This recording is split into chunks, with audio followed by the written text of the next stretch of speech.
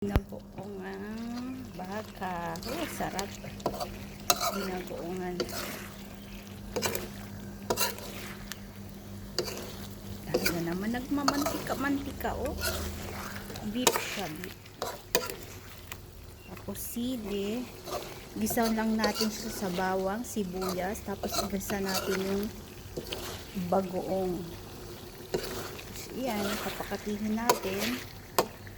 Tapos guys, lagay natin ang talong. Ayan, talong. Ayan, ang the best, may talong. Bigyan natin siya ng talong kasi masarap yan. Hindi lang pure beef. So, kailangan may baka din.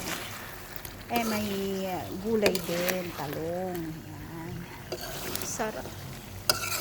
The best. Akala mo Bicol Express. Pero ano siya? May sili.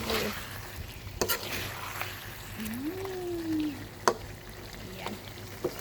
The best. Ang ulam namin ngayon for lunch.